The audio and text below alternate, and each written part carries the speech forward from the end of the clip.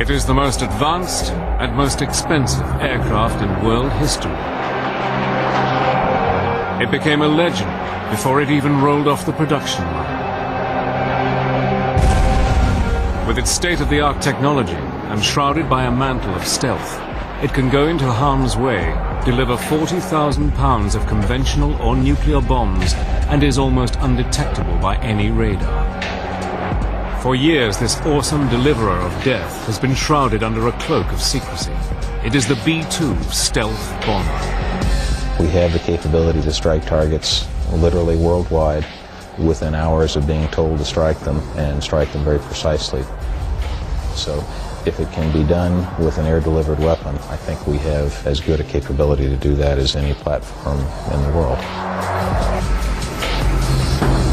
It still amazes me when I go out there, and you just feel proud to step out to that jet. You know, your nation's most expensive airplane, and they're trusting me to get out there and take off. It's awesome.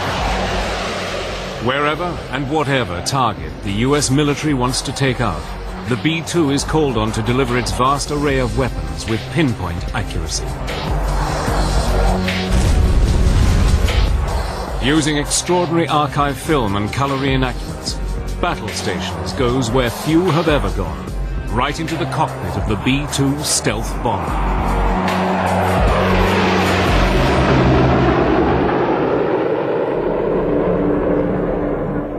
On a cold spring morning on March the 24th, 1999, in the skies over Yugoslavia, two B-2 stealth bombers are about to penetrate enemy airspace for the first time. Early on, we weren't sure. What the enemy was capable of seeing or anything like that. In fact, the first night of Operation Allied Force, as the airplanes are flying into Serbia, there was a MiG engagement with an F-15 directly below the airplane. And it turns out the MiG had no idea that the B-2s were directly overhead. And hearing that report just started to really quickly build the confidence in stealth technology. In the cockpits, the two-man crew are entering their 14th hour of continuous flying. Having refueled over the Mediterranean Sea, they move into stealth mode, and the sleek shapes of the B-2s vanish into the night sky. On the way there, you're not so much nervous as you are anticipating what you're about to go through, but you're also taking advantage of the time that you have to prepare yourself to do it well. And so you spend time studying imagery and studying the targets and familiarizing yourself with where the threats might be.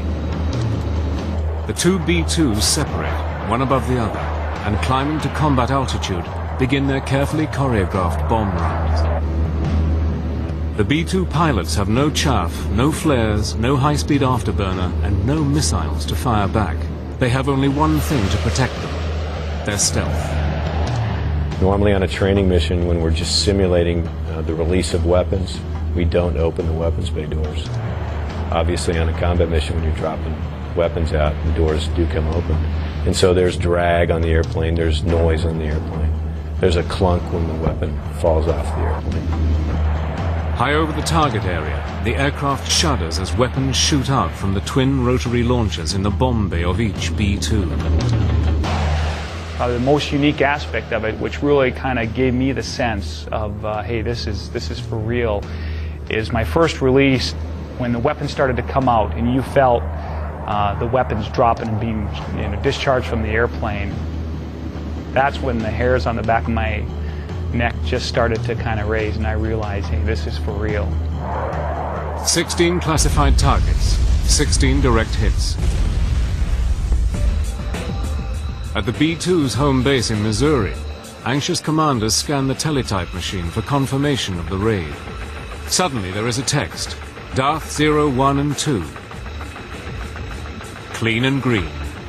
The B-2s are safe and heading for home. In the final year of the 20th century, the flying wing had come of age and gone into battle. But nearly 100 years earlier, men had dreamed that the flying wing was the future of flight and the future of war. But it wasn't until the early 1930s that the dream became a reality when two young brothers, Reimer and Walter Horten, first began to design wings for the new Nazi regime in Germany. The Horten brothers were very interested in highly efficient gliders. And it's not such a great leap of imagination to realize that the most efficient form for any flying machine is just a pure wing.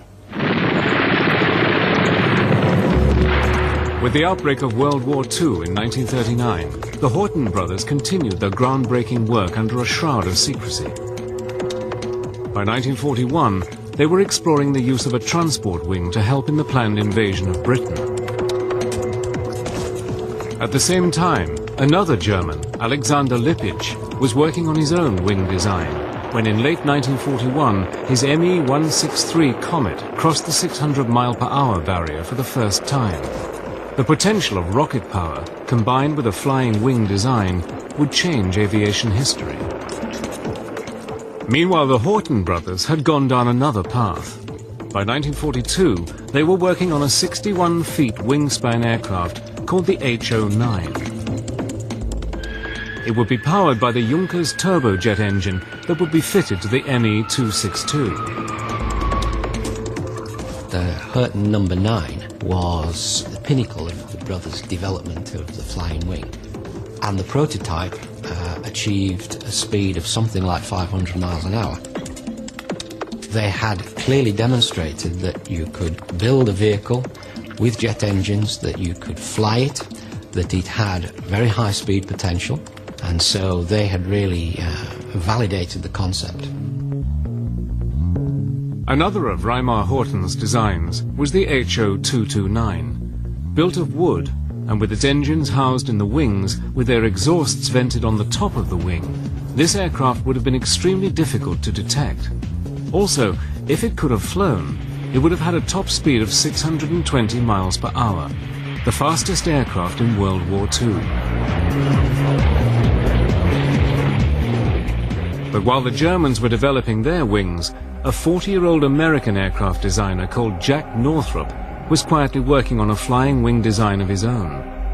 Jack had been dreaming about flying wings since the 1920s and had long held the belief that the way to success in wing design was by reducing the drag created by a tail and fuselage. Northrop's idea was, first of all, to minimize the tail and the fuselage, and then, as a last step, to get rid of the tail altogether. So he went through a whole series of smaller steps in order to achieve the all-wing configuration. In December 1942, his N1M flying wing took to the air, and over the next few years, more and more of his designs were being refined and tested.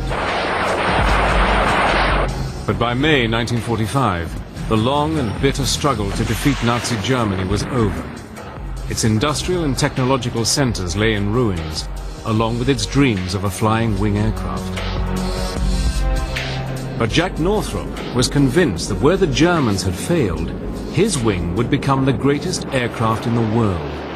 All he would need was the raw power to do it.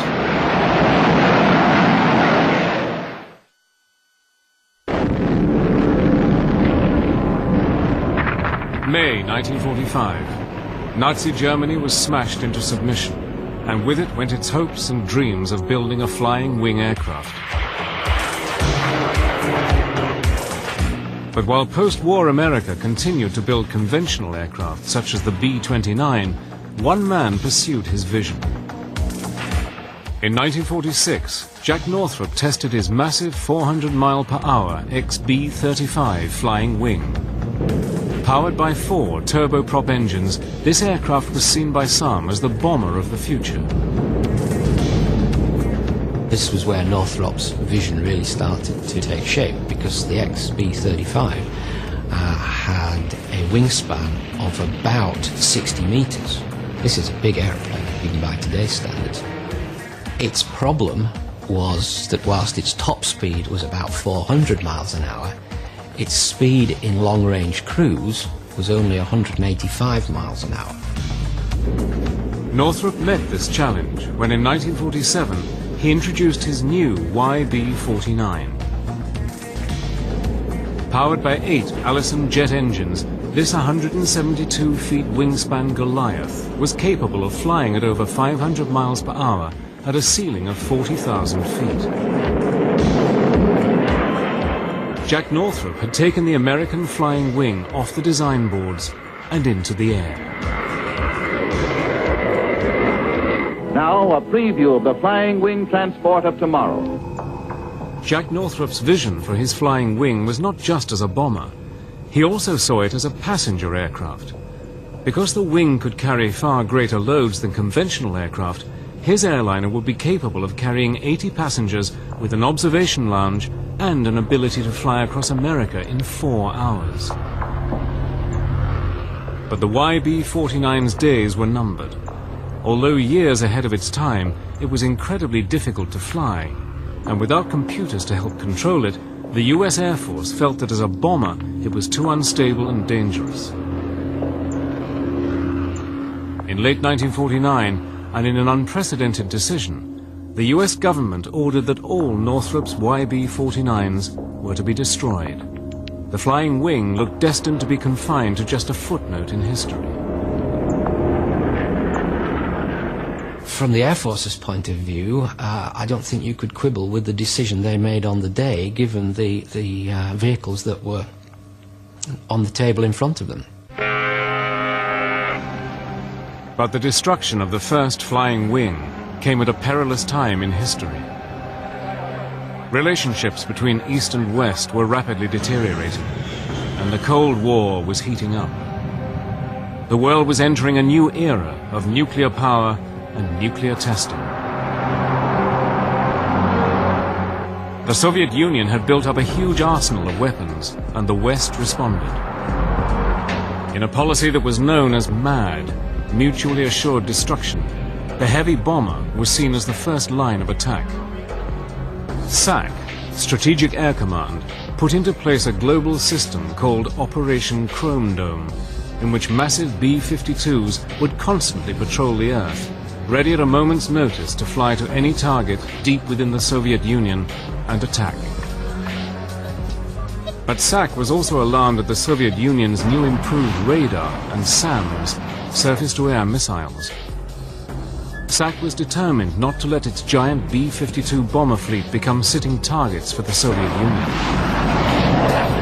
It became apparent that any bomber aircraft that had to penetrate Soviet airspace was going to have to run a layered gauntlet of air defense missiles that could shoot down aircraft no matter how high or how low they were flying. The only way to evade Soviet air defense missiles was to fly so high that you're never going to hit a target with your bomb. What the US needed was an aircraft that could evade the Soviet defense system, fly to its target, deliver its weapons, and bring its crew safely home, all under the cloak of invisibility. But to do this meant a complete rethink on designing and constructing aircraft. Every aircraft has what is called its radar cross-section. When an electromagnetic radar beam hits an aircraft, it bounces off anything that is large or pronounced, such as engines, straight wings, or cockpits. The radar operator sees all this information coming back and can determine the size, height, and direction of an aircraft. This is known as the aircraft's radar signature. But if you can deny this information to the enemy's radar, then the plane will become almost invisible. The mantle that will shroud the aircraft from its pursuers has a new name: stealth. During the mid-1970s, the US government put out a top-secret tender to selected aircraft manufacturers. Their objective was to come up with a feasible design for an advanced technology bomber, capable of long range, high payload, and low observability. By some strange irony, the winner was Northrop's. 30 years after seeing the destruction of their fleet of YB-49s, Northrop's were back in the flying wing business. During the early 1980s, Northrop worked on designs for their stealthy bomber. The entire project was buried deep within the highly classified and ultra-secret Black program.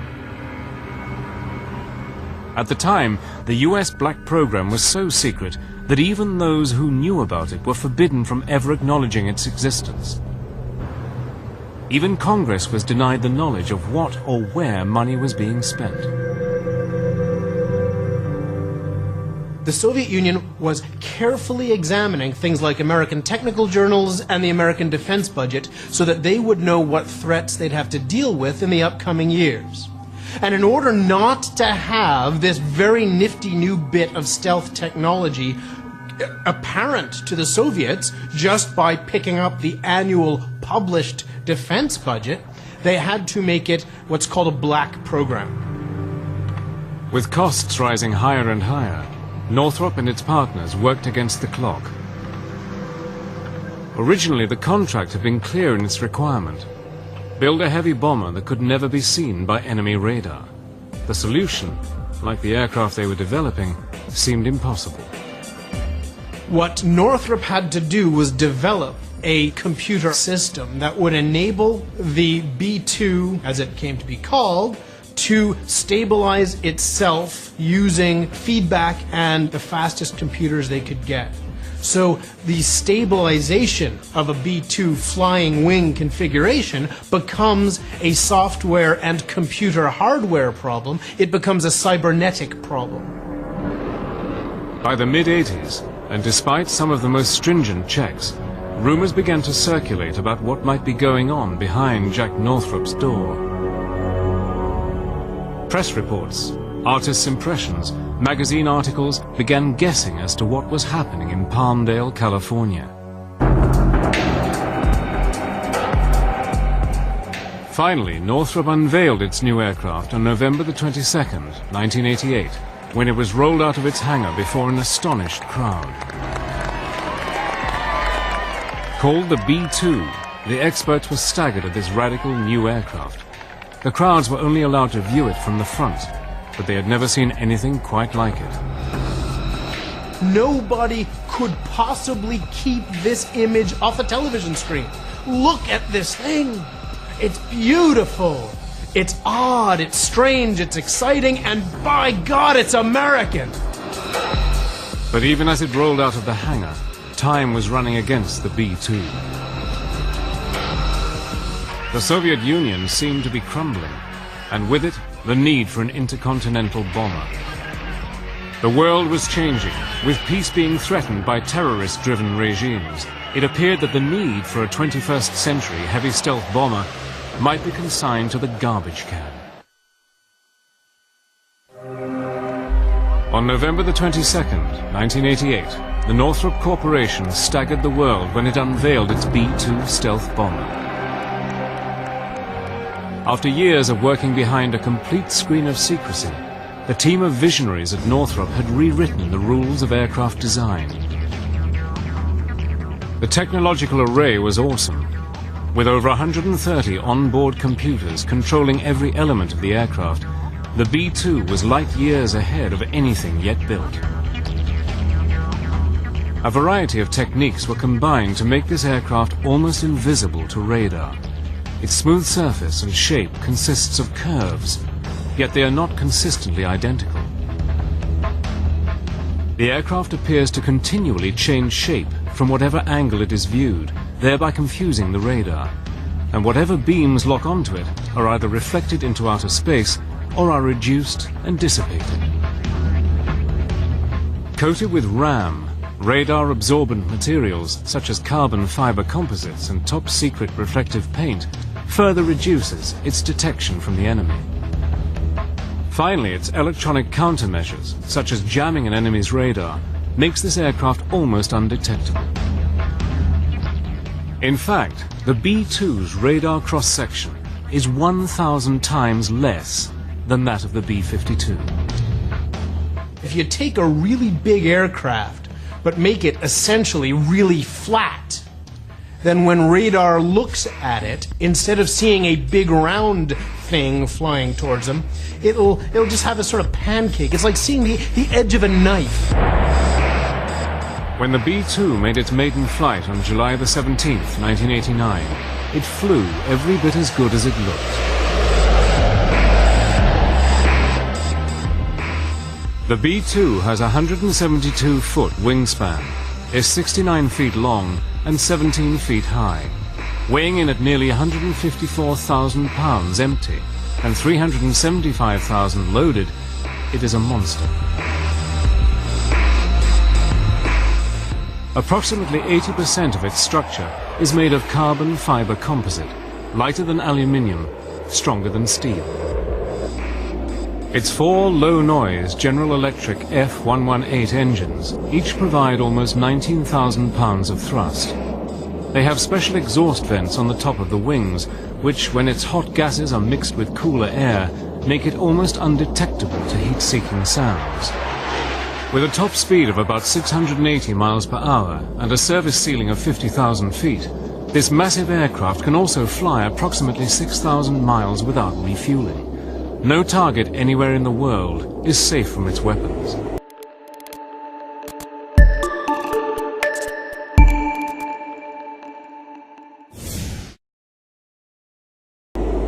And the amount of weapons it can carry is awesome. 40,000 pounds of conventional, laser-guided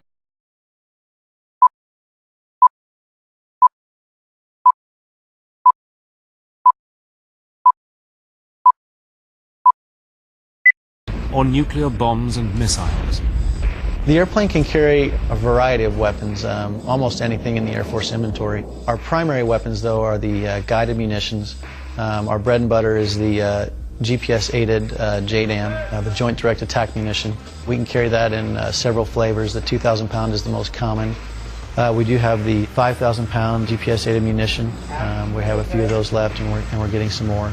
And we can carry some standoff guided munitions, the Joint Standoff Weapon, the JSOW. By the 1990s, the top secret B-2 began to enter service, but it would take on a completely different role than planned as an answer to Soviet aggression. The Soviet Union finally crumbled in December 1991, and with the collapse of the Iron Curtain, the new B-2 had an uncertain future. Originally, 132 B-2s were to have been built, but Congress wanted cutbacks, and with the B-2 costing almost $2 billion each, something had to go. It was decided that only 21 B-2s would be built. The B-2 is designed to penetrate the airspace of the Soviet Union undetected. Once the Soviet Union is no longer there, you don't need a big fleet of bombers designed to deliver nuclear weapons to a state that doesn't exist anymore. As the B-2s began to come off the production line, with them came a new breed of aviator. Based at Whiteman Air Force Base in Missouri, the B-2 squadrons became home and schoolhouse for all crews who would fly the very latest in bomber technology. But the first hurdle many must cross is the initial impression of this secret aircraft. Just the shape of the airframe, the glass cockpit, the displays, and the amazing contributions that some very smart engineers made to make that plane possible. And just looking at it fly was pretty amazing. It's just an incredible marvel to see something of such an unorthodox shape. It's almost an eerie sense of awe that you get when you see that aircraft flying. And I hear this kind of high-pitched whistling sound, and I stop and I kind of drive closer to the flight line there, and out of like the shadows around the corner of those docks, I just see lights flashing. And I was like, what in the world is that? And it gets closer, and that was my first actual glimpse of a B-2. At the Air Force Academy, I'd seen flyovers, but nothing like that, and not that feeling like I have arrived. It was pretty cool. And to be part of the B-2 program requires an elite caliber of pilot. We look for aviators who have proven that they are among the best aviators we have in our Air Force. And then we spend a lot of time training them to understand the stresses of long-duration flight, to be able, as a two-person crew, to operate in that tactical environment and to respond to the kinds of taskings that we get. Most of the pilots that fly the B-2 are unique in their own regard. You have to have somewhat of the thirsting desire to come fly an advanced weapon system like the B-2, but you also have to have the desire to fly extremely long missions anywhere on the planet. So that in itself, the mission provides or presents a unique challenge to most pilots, and some people just don't like that. Every potential B-2 pilot who is selected is vetted and tested before he or she can get behind the controls of this highly secret aircraft. With over 130 computers on board, only the best of the best fit the bill. The B-2 is a very intellectual airplane. It's a very brainy airplane. So you have to be really good at remembering what page in the computer everything is on. So if I want to change this, where do I go in the computer to change it? B-2 training is longer than a lot of other aircraft. Now, most of us come from other airplanes. I came from a fighter. We've got guys here from cargo planes and tankers and trainers and other bombers. But really what the training is melding all of that experience into now how do you employ a low observable stealth aircraft that happens to, oh by the way, cost $2 billion. With the price in mind, a large part of the training involves the use of the simulator, or SIMS. The student spends months getting to grips with this top-secret copy of a B-2 cockpit, learning every computer program, knob, button and switch before they are allowed to fly the most classified, sophisticated and expensive aircraft in the world. Obviously, this airplane is possible because of the computer technologies developed in the late 70s and early 80s. But the computers are only as good as the operators. As they say, garbage in, garbage out. So if you don't properly program the computers on the jet, or if you don't properly integrate with them while you're airborne, you may run into some trouble. But the human interface is really what makes it effective and deadly. During the entire academic course, it's peppered with sims. They range from 2-hour sims to 4-hour sims. The 2-hour sims are really just so you can get used to pushing all the buttons there are to push. The 4-hour sims are more logically sequenced as a flight, where you take off, you go practice air refueling in the sim, and then you practice some bombing runs, and then come back and you do approaches. So they give you a good building block on the aircraft before you move into actually what your job is, so that you have a sound knowledge as a pilot about the plane first, and then you go and become a warrior. It's pretty cool. Because the simulator is so intensive and realistic, and because the B-2 is a global warrior, the crews are trained to stay in one for as long as an actual mission might last. Those first simulators are all 4-5-hour sims. You eventually do a 24-hour simulator, and you really get to know what it is like, what flying the B-2 is about. It is not about getting out there, yanking and banking, sweating, pulling G's. It's about capably managing the systems to most efficiently drop on the targets that you've been assigned, and then bring the jet home safely. You know, I'm not going to end up with the bill, but Uncle Sam is if something happens, and you want to be the best steward of this resource that you can. But sometimes pushing that resource in a simulator can also mean pushing yourself to the limit. We flew a simulator for 44.4 hours, and I believe at the time it was a U.S. record for a simulator flight. We actually stayed inside the compartment for the entire 44 hours and conducted our training as if we were really on a combat mission. It's a very important part of our combat capability at Whiteman, and so it was excellent training for that. After spending months of practice in the simulator, the students will finally get their chance to actually fly a B-2. But for many of these pilots, it will also be the first time that they take the aircraft into harm's way and go to war. By the mid-1990s, the first U.S. Air Force B-2 stealth bomber pilots have completed their training and are ready for the real thing. After months spent in the simulator, they head up for their first flight. That's amazing. It is amazing. Sometimes you forget you're even in an airplane. You have to look out the wing and go, this is actually, there's still an airplane here, because there's no, there's nothing out in front of you as far as a nose. And it's just a wonderful, wonderful aircraft. It's truly an awesome experience when you get the rumble of the engines as you're going down the runway and you rotate that initial liftoff. It's almost like sailing on a carpet, just ultra smooth and just simply amazing and interesting.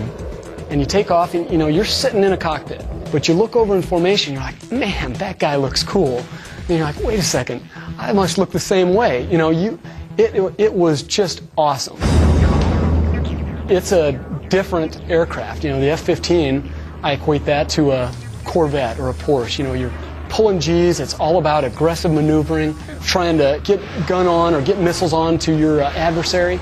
And the B-2, I'll equate more to like a Cadillac or a Lexus. It's very smooth, but it has incredible systems, incredible capabilities. Those that do graduate to the flight deck of a B-2 know that they have achieved something that very few people in the world can aspire to. I'm number 322 of the people that have ever flown in this plane, and that includes distinguished visitors and all those folks. So it's kind of a milestone, because we only train 4 people every 3 or 4 months. So it was quite an honor. It just seemed like a dream come true. I think what makes the best B-2 pilot around here is a sense of teamwork, because I can't go out there and do the job by myself. A 36-hour combat mission, you cannot do it by yourself physically. It's nearly impossible. There's got to be a guy out there that I trust. The guys here are really the cream of the crop. As the 1990s drew to a close, the 21 B-2s had established themselves as one of the most cohesive and efficient bomber squadrons in the U.S. Air Force. They had honed their skills to pass all tests asked of them, but they had not been tested in battle. If you are going to pay for it, it does you no good to keep it parked in a shed. And if you have an operational requirement to put ordnance on a target, why not use it? But in March 1999, everything changed. As part of the NATO peacekeeping force, the B-2s attacked highly classified strategic targets within the former Yugoslavia. Throughout the 1990s, NATO had been trying to keep the peace between the warring factions of Serbia and Bosnia. By late 1998, the conflict had escalated, and tens of thousands of Kosovan Muslim refugees faced annihilation. President Clinton issued an ultimatum to Serbian forces to withdraw or face the consequences. President Milosevic has not yet complied with the international community's demands. Given his intransigence, the 16 members of NATO have just voted to give our military commanders the authority to carry out airstrikes against Serbia. This is only the second time in NATO's history that it has authorized the use of force. The Serbs rejected the ultimatum, and Operation Allied Force began. To halt the fighting, targets were chosen that had either military or communication significance. Throughout Operation Allied Force, the B-2s conducted 45 sorties, often in weather that other Allied aircraft could not fly in, and produced incredible target hit rates. The B-2, if proof was ever needed, had come of age as the most awesome bomber in history. B-2s from Whiteman flew less than 1% of the total missions, but dropped 11% of the bombs. But its role as a peacekeeper was about to change with the start of the 21st century, when the B-2 bombers were amongst the first to lead the fight against terrorism. From 9/11 onwards, in Operation Enduring Freedom, the stealth bomber was hurled against the Taliban forces of Afghanistan. When Enduring Freedom came along after the September 11th attacks, we were told we were probably going to go to strike targets, and we knew that the B-2 was going to be used in the first few nights, and those sorties turned out to be some of the longest combat sorties in history. The secret flights to Afghanistan could be anything from 35 to 40 hours in duration, and because of the mission's length, the B-2s were refueled in the air up to 6 times, a procedure that many of its former fighter pilots found demanding. Refueling in the B-2, in the F-15, you've got a glass canopy all over you. And so you see the tanker in front of you, and you see the boom coming down your left side, and you focus your mirrors so that you see where that boom is plugging into the jet. And you've got great peripheral vision. In the B-2, he plugs you about 20 feet back from the nose of your aircraft. So what I'm seeing, as I drive up to the tanker, Sure, I'm seeing the boom, but as it crosses basically past the canopy bow, all I'm seeing is the belly of the tanker and his wings. So you are now relying on the lights, you're relying on the boomer who's up there giving you those light signals, telling you forward, aft, down, up. It is at night or in the weather, I think it's one of the most difficult things we do. F-16, you may take 7,000 or 8,000 pounds of gas, whereas in this airplane I've taken 110,000 pounds of gas all in one time, so obviously you're there a lot longer. The sheer length of these missions put a strain on the physical and mental endurance of these pilots, and for many of the crews, a novel way to sleep was found. We ended up going down to the local Walmart store and purchasing Chase loungers, and we ended up laying those out, elevating ourselves 6 to 12 inches above the floor, and it also just caused the vibrations that you normally sleeping on the floor would feel to just kind of be mitigated, and allowed you to get what we called power naps. We kind of learned that if you can get yourself in a normal circadian rhythm cycle, sleep cycle of about 3 to 4 hours, you would find yourself well rested for the next 6 to 8 hours, and that really helped us overcome the fatigue factor of flying those long duration missions. And the B-2's designers had not forgotten the other essential needs of pilots on 30-plus hour missions. Luckily, they had the foresight when they were building the airplane to put in a porta potty, very similar to what you'd find on a camper. It sits behind the seats, and that gets well used on a 35-hour sortie. But it was in 2003, during Operation Iraqi Freedom, that the B-2s were put to their strongest test. During Operation Iraqi Freedom, they attacked some of the most heavily defended targets in the world. Operating under extreme secrecy, they left their home base in Missouri and set course for Iraq. But despite the intense secrecy, innocent patriotism almost gave the game away.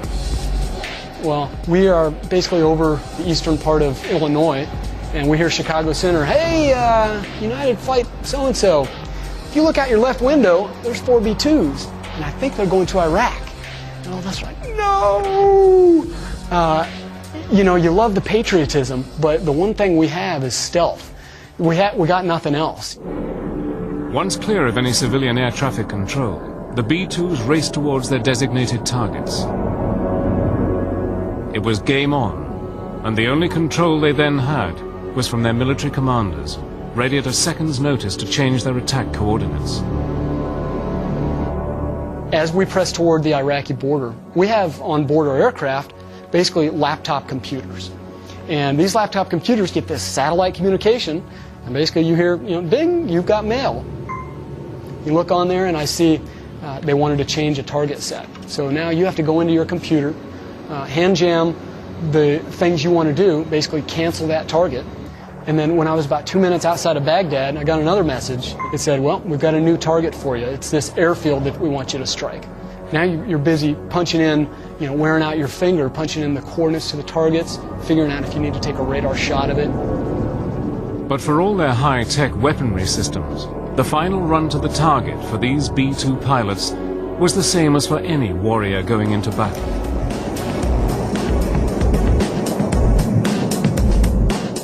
You cross into Baghdad, and the eerie thing is, it looked, in all of Iraq, really, looks like flying over the Midwest USA. There's lights on, there's, streets coming out of it. But as you get into Baghdad, our doors open.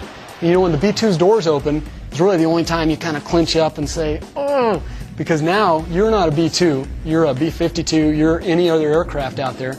Your radar signature is exactly like any other airplane.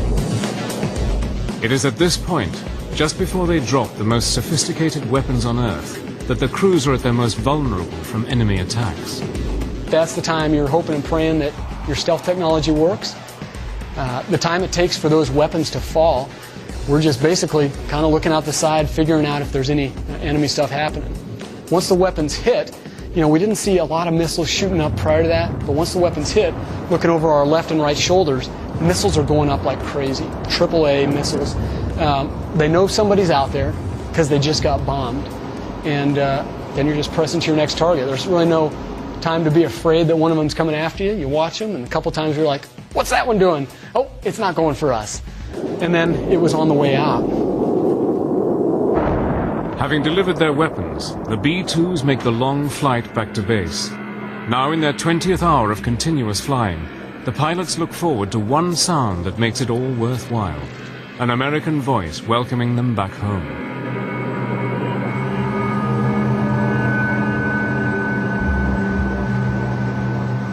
I'll tell you the greatest sound I think my ears will ever hear. We were about 150 miles or 200 miles off the coast of New York. And across the radio, after all day hearing foreign controllers, we hear, "Stealth 3-1, is that you? This New York Center." And we're like, "Oh!" You know, somebody who likes us, somebody who's friendly to us. You know, we're home. So we asked Center if we could be vectored over Manhattan, basically over the site of the World Trade Center, Statue of Liberty. And what an awesome sight. I'll tell you right now, I've got goosebumps right now thinking about it.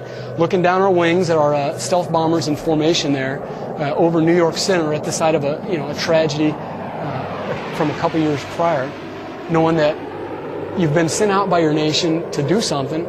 You went out and did your best. You took care of the job you were at least asked to do, and now you're back on friendly soil. In today's modern digital battlefield, all units can be controlled and directed from a central area or command post.